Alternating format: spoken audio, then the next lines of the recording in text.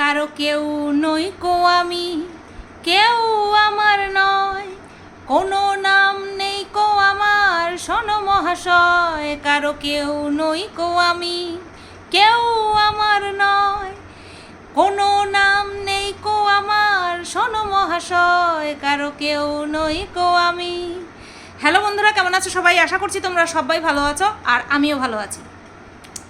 खुद को क्या समझती है, इतना करती है টুকি টুকি টুকি টুকি টুকি। এই টুকি শব্দটা আমাকে দুটো ভয়ঙ্কর প্রেতাত্মা শিখিয়ে দিয়ে গিয়েছিল যে আমি নাকি টুকি টুকি টুকি টুকি টুকি টুকি খেলবো। কি চিন্তা ভাবনা! হ্যাঁ, টুকি টুকি খেলবো। তো আমি আজকে বলছি টুকি টুকি টুকি টুকি। খুব চালাক, খুব চালাক। আমার পেছনে একদম আগুন ধরানোর ইচ্ছা, তাই না? আগুন ধরানোর ইচ্ছা।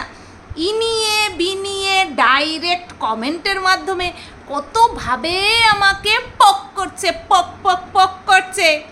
তুমি পক পক পক পক করতেই থাকো, আমি তোমার পক পকানিতে ওই টুকি, তোমাকে টুকি দেবো এবার, ঠিক আছে? তুমি হাফ ইত্তেশ করতে থাকো, হাফ ইত্তেশ করতে থাকো। তোমরা এবার ভাববে আমি কাকে বলছি। যাকে বলছি সে ঠিক বুঝে গেছে, টুকি টুকি টুকি টুকি। তো টাইটেল আর থাম্বনেল দেখে তোমরা বুঝতেই পেরেছো যে এখনকার আমার ভিডিওর কন্টেন্ট হচ্ছে টিনা টিনা টিনা টিনা টিনা টিনা টিনা টিনা টিনা টিনা টিনা টিনা টিনা টিনা টিনা টিনা টিনা টিনা নাটি। এই আমরা, তোমরা ছোটোবেলায় এরকম খেলেছো যে এরকম একটা দুটো অক্ষরের, বিশেষ করে দুটো অক্ষরের কোনো কিছু বলতে থাকলে, যেমন রাম রাম রাম রাম রাম রাম রাম রাম রাম রাম মরা মরা মরা মরা মরা মরা মরা মরা।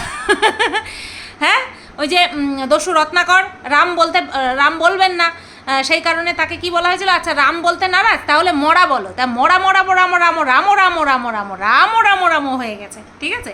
তো এইরকমই আর কি, টিনা টিনা টিনা নাটি নাটি নাটি নাটি হয়ে যাচ্ছে। তো টিনা নাটি মোটেও না, টিনা ভালোই হাইট আছে, 5 ফুট 2 ইঞ্চি একটা মেয়ের অ্যাভারেজ হাইট। তাকে নাটা বলা চলে না বা নাটি বলা চলে না। তো টিনা হচ্ছে আমার এখনকার ভিডিওর কন্টেন্ট। শুরুতে একটুখানি লাইট মুড করে নিলাম, কারণ ভারীর থেকে ভারীতে যাব, তার জন্য। অবশ্যই ডিগনিটির সাথে সে তার সংসার জীবন 5 বছর সংসার জীবন করে তার মনে হয়েছে যে আমি এখানটায় সুখ পাচ্ছি না। তার মনে হয়েছে যে অন্য কারোর সাথে আমি আমার ইমোশনস শেয়ার করি, সে করেছে, ঠিক আছে? আমরা একজনের সাথেই সেটার আভাস পেয়েছি বা কিছু প্রমাণ পেয়েছি। আমরা একাধিক পুরুষের সঙ্গে কিন্তু তার সম্পর্ক দেখতে পাইনি। সুতরাং তার চরিত্র যে খারাপ সেটা বলার অধিকার আমার অন্তত নেই, আর আমি সেটা বলবোও না। কিন্তু যেটা দেখি, যেটা বুঝতে পারি, সেটা তো অবশ্যই বলবো, অবশ্যই সেটা হার্ট না করে। এবার তারপরেও যদি কেউ হার্ট হয়ে যায় তাহলে আর কি করার আছে বলো? যেই পর্যায়ে যতটা ভদ্র নিজেকে করে ফেলেছি আমি, এর থেকেও আরও ভদ্র যদি হতে হয়। তো যাই হোক, আগের দিনের যে ভিডিওটা, টিনার যে গতকালকের ভিডিও, তার আগের ভিডিও, অর্থাৎ মাঝখানে তো একদিন ভিডিও দেয়নি, সেটা তোমরা ভালো মতনই জানো। একদিন বাদ দিয়ে ভিডিও দেয়, রেগুলার খুব কম দিতে পারে। তো সেই ভিডিওতে ও কি বলেছিল, দুটো টপিক নিয়ে আমার বলার আছে।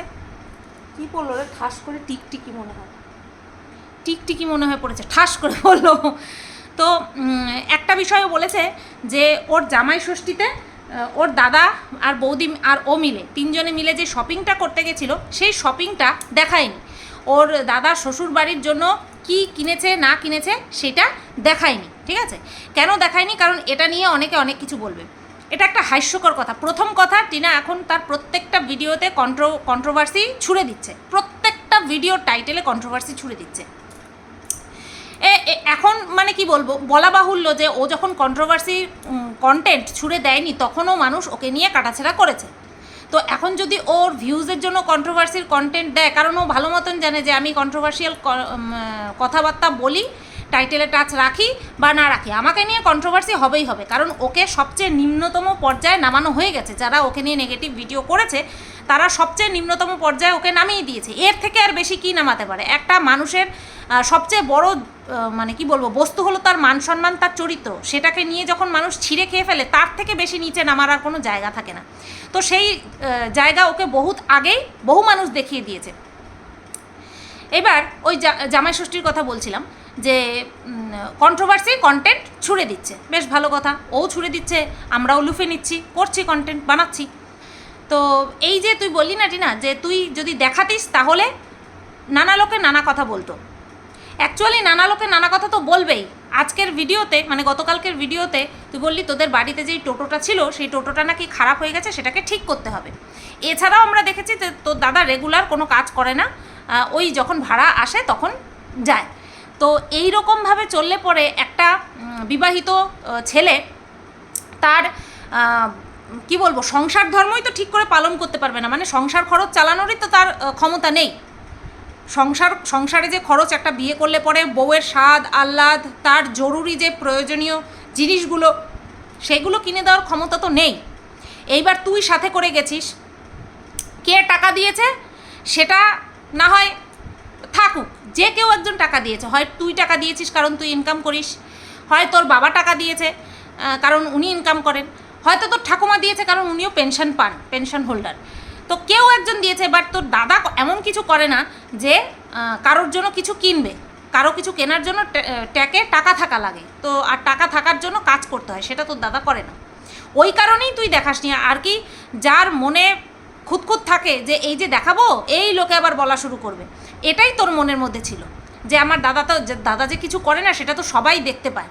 এখন যদি এই জিনিসগুলো দেখাই তাহলে তো সবাই আমার দিকে আঙুল তুলবে যে আমার ঘাড়টা ভেঙেছে, আমার দাদা আমার ঘাড় ভেঙে শপিং করে তারপরে শ্বশুরবাড়িতে গেছে। এটা ভেরি অবভিয়াস, এটা খুব স্বাভাবিক, কারণ তোর দাদাকে কেউ কাজ করতে দেখে না, তার জন্যই তুই দেখাসনি। তোর মনেও খুঁতখুতানি ছিল, সেই কারণেই তুই দেখাসনি, ঠিক আছে। কিন্তু তুই এটা কি মনে করলি কি করে যে তুই না দেখালে কেউ বলবে না? যাই হোক, এইটা গেল একটা কথা। 2 নম্বর কথা হচ্ছে, তুই বললি যে তোর ছেলের জন্য তুই তাকে গর্ভে ধরেছিস, তোর ছেলে কোন খেলনা ভালোবাসে সেটা তুই ভালো মতন জানিস। ভুল। বাচ্চাদের পছন্দ সব সময় যেটা চোখে লাগে, তারা কখনো কোনটা কম দামি কোনটা বেশি দামি জিনিস সেটার মধ্যে অন্তর করার ক্ষমতা কিন্তু তাদের মধ্যে থাকে না, কখনো থাকে না। আমি জানি না তুই এত ইম্যাচিওর কথা কি করে বলে দিলি। আমি সেই দিনই ভিডিও করতাম, বাট আমার মানসিক পরিস্থিতি এতটাই খারাপ ছিল যে আমি কাউকে নিয়েই ঠিক মতন ভিডিও করতে পারিনি। আর এত একটা সেন্সিটিভ বিষয় নিয়ে ভিডিও করার জন্য আমি ওই সময় আমার যা মানসিক পরিস্থিতি ছিল, আমি বিষয়টাকে স্কিপ করেছি। এখন একটু স্টেবল আছি, সেই কারণে এই বিষয়টা নিয়ে কথা বলছি। তো আমাদের বাচ্চারা কোনো সময় বোঝে না যে কোন খেলনার দাম বেশি, কোনটা কম দামি। বাচ্চারা সবসময় যেটা কিনা মুভ হয়, মানে নড়াচড়া করে, সেই জিনিসের প্রতি কিন্তু বেশি আকৃষ্ট হয়। তুই যে খেলনা ফোনটা কিনেছিস, আমার সত্যি দেখে হাসি পাচ্ছিল। তোর ছেলের হাতে সব সময় রিয়েল ফোন থাকে, সেই ফোনটা তোর ছেলে সব সময় চালায়। যতক্ষণ মানে ভিডিওতে দেখতে পাই, তোর ছেলে রীতিমতন খুলতে জানে, কি দেখতে হবে সেটা জানে, স্ক্রোল করতে জানে, প্লে করতে জানে, সব কিছু জানে। আর এখন এই সময় এসে তুই যদি একটা খেলনা ফোন কিনে দিস, সত্যি এটা হাস্যকর হয়ে গেল না? এটা হাস্যকর হয়ে গেল যে যেই ছেলে ইংরেজি ABCD শিখে গেছে, সেই ছেলেকে তুই যদি এখন বলিস ক খর মধ্যেই থাকতে, হবে না। কারণ ওই ক খ পার করে এসে গেছে, সে এখন মুখ খুলতে দেরি, দর্শকরা তাকে দামি দামি খেলনা পাঠাতে তার দেরি নেই। আর ঠিক সেরকমই অতিরিক্ত পেয়ে গেছে বলে কোনো জিনিসের প্রতি তার কিন্তু ন্যাক নেই। বাচ্চাদের এরকমই হবে, মুড সুইংস খুব বাচ্চাদের তাড়াতাড়ি হয়। যে কোনো জিনিস খেলনা পেলে আগে সেটাকে খুলে খেলে দেখার চেষ্টা করে, হ্যাঁ, যে কি একবার চালালো, দুবার চালালো গাড়ি, যদি বাচ্চা ছেলেদের কথা বলছি, তারা খুলবে, হ্যাঁ, তারা খুলবে। তখন তারা কি থাকে, মানে গঠন করতে পারে না, তখন তারা ধ্বংস করে, কারণ তারা বোঝেই না যে কোনটা গঠনমূলক কোনটা ধ্বংসাত্মক। তো সেখানটায় দাঁড়িয়ে তোর কথাগুলো বড্ড বোকা বোকা, যে তুই গর্বে ধরেছিস বলে তুই জানিস। এটা ফালতু কথা। মেলায় নিয়ে যাবি বাচ্চাদেরকে, এই বড় বড় জিনিসের প্রতি, রংচঙে জিনিসের প্রতি বাচ্চাদের আকৃষ্ট হয় বাচ্চারা।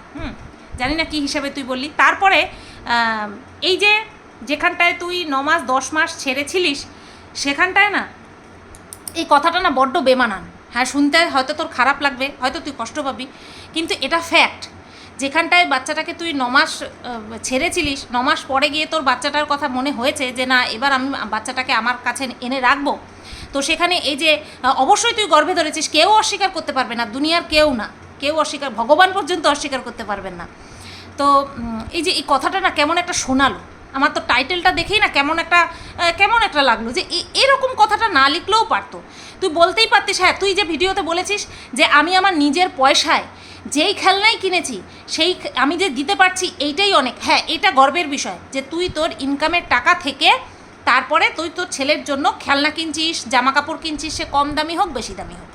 কিন্তু এই যে তুই অতিরিক্ত গর্ব করে ওভার কনফিডেন্টের সঙ্গে বললি না যে আমার ছেলে কোন খেলনায় খুশি হবে আমি জানি, হয়তো ঢোল বাজাতে পছন্দ করতো, এখন হয়তো ওই মোবাইলই বেশি পছন্দ করবে। তুই যে ঢোলটা দিবি বাজাবে কিছুক্ষণ বাজাবে, তারপরে ওই পড়ে থাকবে। তো যাই হোক, এটা গেল সেই আগের দিনের কথা। আর আইসক্রিম, ওই যে 2টো আইসক্রিম খেয়েছিস সেই নিয়ে লোকে বলেছে, হ্যাঁ বলবেই তো, কারণ এর আগে তুই অনেকবার এরকমভাবে বেরিয়েছিস যেখানটায় তুই কারোর সাথে ছিলিস, তার প্রেজেন্স আমরা বুঝতে পেরেছি, কিন্তু তুই তাকে দেখাসনি। এবার যদি তুই কাউকে না নিয়েও বের হস, তোকে নিয়ে যারা নেগেটিভ ভিডিও করে তারা বলবে, কারণ এই গরমের মধ্যে 2টো আইসক্রিম, তুই বললি 7-8টা আইসক্রিমও একসঙ্গে তুই খেয়ে নিতে পারবি, বেশ ভালো কথা, কিন্তু সেটা তুই একসঙ্গে এই গরমের মধ্যে বের করে রেখে খেতে পারবি? সেই আইসক্রিমটা কি আর আইসক্রিম থাকবে? সেটা তো গলে দই হয়ে যাবে, পুরো জল হয়ে যাবে, সেটা কি খেতে আর ভালো লাগবে? সেটাই হয়তো যারা তোকে নিয়ে নেগেটিভ ভিডিও করেছে তারা বলেছে যে তুই একসঙ্গে 2টো আইসক্রিমে ভরা গরমের মধ্যে খেলি কী করে, একটা খেতে খেতেই তো আরেকটা গলে যাবে, আরেকটা গলে যাবে। অযোধ্যা যে গেলি সেখানটায় তুই অনেককে তুই গোপন করেছিস, সুতরাং এই জিনিসগুলো তুই তোর অতীতে যেই ঘটনাগুলো ঘটিয়েছিস সেই কারণে তোকে ফেস করতে হচ্ছে, আর কিচ্ছু না। সেই কারণে তুই যদি কন্ট্রোভার্সিয়াল কন্টেন্ট ছুড়ে দিস তো তোকে কিন্তু ব্যাকটা নেওয়ার জন্য, তো তুই যে তোর দিকে যে তীরগুলো যাবে সেগুলো নেওয়ার জন্যও কিন্তু তোকে তৈরি থাকতে হবে, ঠিক আছে? তো এই তো গেল আগের দিনের ভিডিওর কথা। আর 7-8টা আইসক্রিম খেতে পারলেও খাস না। আইসক্রিম ডিব্বা একটা কিনে রেখেছিস, খুব ভালো কথা, কিন্তু তাই বলে ওরকম বাটি ভরে খাস না, অত বেশি খাস না। মুখের স্বাদটা বজায় রাখার জন্য, ইচ্ছেটা মেটানোর জন্য একটুখানি করে খা, এটা তোর ভালোর জন্য বললাম। এবার আসি গতকালকে যে ভিডিওটা করেছে, টাইটেলটাই একদম মানে মাথা জ্বালানির মতন টাইটেল। জামাই ষষ্ঠী, সেটা আবার কি? কেন তুই 5 বছর ধরে বিবাহিত ছিলিস, জামাই ষষ্ঠী কোনো দিনও পালন করিসনি, কেন রে এই টাইপের টাইটেল দেওয়া তোর? মানে নিজের ব্লগিংয়ের প্রতি কি ভরসা এতটাই হারিয়ে ফেলেছিস যে কন্ট্রোভার্সিয়াল টাইটেল লিখতে মানে তার কোনো, সেটা একদম মিনিংলেস হয়ে যাচ্ছে, এরকমভাবে তুই টাইটেলগুলো দিচ্ছিস। জামাই ষষ্ঠী, সেটা আবার কি? এরকম টাইটেল কেন? 5 বছর ধরে তো তুই বিবাহিত ছিলিস, কেন তোর অতীত জীবনটাকে কেন তুই হাসির পাত্র বা হাসির বিষয় বানিয়ে দিচ্ছিস? কিসের জন্য খিল্লি উড়ানোর বিষয় বানিয়ে দিচ্ছিস? যেই 5টা বছর অতিক্রম করে এসেছিস সেটা তোর যন্ত্রণার ছিল নাকি তুই ভালোভাবে কাটিয়েছিস, সেটাকে সেইভাবে সম্মানের সঙ্গে রেখে দে, তাহলে তোর সাথে আর তোর হাজব্যান্ডের সাথে কোনো পার্থক্যই থাকছে না, কোনো রকম কোনো পার্থক্য থাকছে না। ও প্রথম থেকে শুরু করেছে, বাট তুই সেটাকে এখন কন্টিনিউ রাখছিস, এটা মোটেও ঠিক হচ্ছে না। তুই যদি ভাবিস কন্ট্রোভার্সিয়াল কন্টেন্ট ছুড়ে দিয়ে বা টাইটেলের টাচ রেখে আমি প্রচুর ভিউজ কামাবো, কিন্তু সেটা কতদিনের জন্য কামাবি? লোকে যেই তোকে ভালোবাসাটা দিচ্ছিল, যে তুই কত সুন্দর পিওর ব্লগ দিচ্ছিস, সেটা কিন্তু তোর টাইটেলে শুধুমাত্র ভিউয়ারদের আকর্ষণ করার জন্য সেই যে তুই মানে কি বলবো, একটা যে ইনোসেন্স ভাব সেটা হারিয়ে ফেলেছিস। তো আমার কেমন জানি টাইটেলটা এত বিধিখিচ্ছিরি লাগলো যে জামাই ষষ্ঠী, সেটা আবার কি? কেন জানি না, মানে দিকভ্রষ্ট হয়ে যাচ্ছিস, আমার মনে হচ্ছে তুই দিকভ্রষ্ট হয়ে যাচ্ছিস। সেটা তোর ইনকাম বেশি করার জন্য হোক আর যাই করার জন্য হোক না কেন, যেই জন্যই হোক না কেন, আমার মনে হচ্ছে তুই দিকভ্রষ্ট হয়ে যাচ্ছিস, ঠিক আছে? আর ব্লগিংয়ের মধ্যে আমার মনে হয় যারা তো শুভাকাঙ্ক্ষী তারা এই বিষয়টা আমার সাথে এগ্রি করবে, যারা তো শুভাকাঙ্ক্ষী আছে তারা এগ্রি করবে আমার সাথে, যে ব্লগিংয়ের মধ্যে একটুখানি নতুনত্ব আন। আর এই নতুনত্বটা শুধুমাত্র বাড়ির বাইরে ঘুরতে গিয়ে নয়, তাহলে তো রেগুলার বেরোতে হবে। নতুনত্ব আনা মানে নিজেদের মধ্যেই একটা নতুনত্ব আনা। তুই তো 5 বছর ধরে ব্লগিং করেছিস, এতে তো তুই সিদ্ধহস্ত হয়ে যাওয়ার কথা, তাই না? এতে সিদ্ধহস্ত হয়ে যাওয়ার কথা। আচ্ছা গেল, এবার আসি, এসি নিয়ে এসেছে আমাদের শক্তিদা, এসি নিয়ে চলে এসেছে না কি দেখলাম, ফ্যান নিয়ে এসেছে। ফ্যান নিয়ে এসেছে, সেটা কি জন্য? সেটা রিলস বানানোর জন্য। রিলস কে বানাচ্ছে? আমাদের টিনার মা পূর্ণিমাদি রিলস বানাচ্ছে। তো এই যে রিলস বানানোর সময় যাতে ওয়াইফের গরম না লাগে সেই কারণের জন্য একটা ফ্যান এনে দিয়েছে। আচ্ছা, আমরা এরকম অনেক শুনেছি না যে টিনা গরমের চোটে ঘুমাতে পারছে না, তারপরে সারা রাত জেগেই কাটিয়ে দিয়েছে। হ্যাঁ, তো গরমের দিকে তাকিয়ে বা টিনার দিকে তাকিয়ে, মেয়ের দিকে তাকিয়ে তো ফ্যানটা আনা হলো না। ফ্যানটা আনা হলো যাতে করে রিলস বানানো যায় শান্তিতে, সেই কারণের জন্য। এই ছোট ছোট জিনিসগুলো না, সেই তোর দাদার বিয়ের থেকে এই ছোট ছোট জিনিসগুলো চোখে খুব বাধে। যে এই যে হাসি দেখাস, বন্ডিং দেখাস, এটা কি অরিজিনালি আছে নাকি পুরোটাই ক্যামেরার জন্য শুধুমাত্র শো অফ? এই ছোট ছোট বিষয়গুলো মাথার মধ্যে প্রশ্নগুলোকে অ্যারাইজ করে, জাগিয়ে তোলে, আর সেই কারণের জন্যই এই প্রশ্নগুলো করা। আচ্ছা, এইবার আসি আরও একটা হাস্যকর কথায়। সেটা হচ্ছে, টিনা বলছে পার্লারে যাবে, একটা মাসাজ নেবে আর ভুরুটাকে সেট করবে, ঠিক আছে? তো বলছে এর আগে প্রথমবার নিয়েছিলাম নর্মাল মাসাজ, তারপরে গোল্ডেন মাসাজ, আর এইবারে ডায়মন্ড মাসাজ হয়তো নেবে।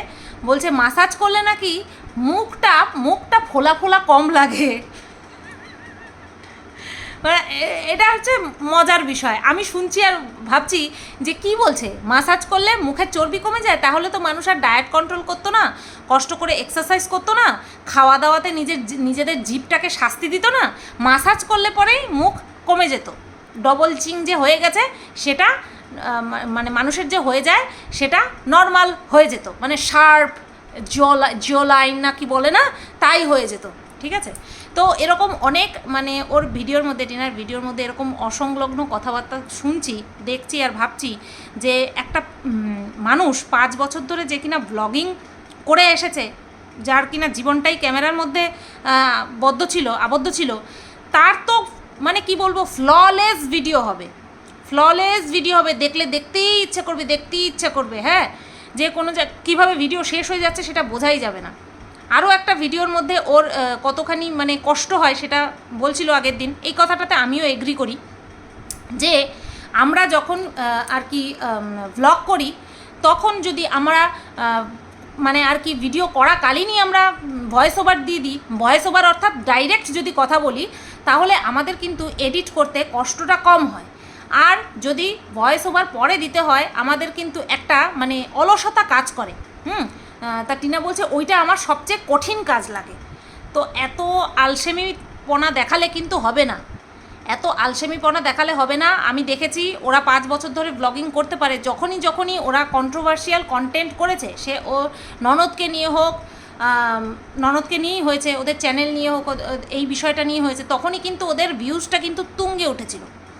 এখন এই যে এই ঘটনাটা ঘটার আগে ওদের হায়েস্ট মানে খুব বেশি হলে 35-36 হাজার ভিউজ হতো। যখন কিনা একটু টুকটাক কন্ট্রোভার্সিয়াল কন্টেন্ট দিত, তখন ওই 35-36 হাজার ভিউজ হতো, কি নতবা 25-27 হাজারের মধ্যে ওদের ভিউজ কিন্তু ঘোরাঘুরি করতো। এখন ভাবো এই যে কন্ট্রোভার্সিয়াল জীবন ওদের চলছে, এটা চলে যাওয়ার পরে তারপরে ওদের ভিউজের অবস্থা কী হবে? ফোনদীপের ভিডিওর ভিউজে তো এখনই এফেক্ট পড়া শুরু হয়ে গেছে, খুব মানে একেবারে বউকে হিট করে না দিলে পরে 40 ক্রস হয় না, 40 ক্রস হতে খুব কষ্ট হয় ফোনদীপের ভিডিওতে। তাহলে ভাবো, কারণ মানুষ একঘেয়েমি 9 থেকে 10 মাস ধরে একই জিনিস দেখছে, মানুষেরও এক একটা জিনিসের প্রতি কিন্তু আকর্ষণটা কমে আসে, ধীরে ধীরে তারাও ফেড আপ হয়ে পড়ে। কত আর দেখবো, এই তো কোর্টে যাচ্ছে, এই কোর্টে কি হলো, কারণ মানুষও জানে, কারণ কোর্টের ওই মুখটুকু শুধু দেখাতে পারবো, ভেতরে কিন্তু কিছু দেখাতে পারবো না।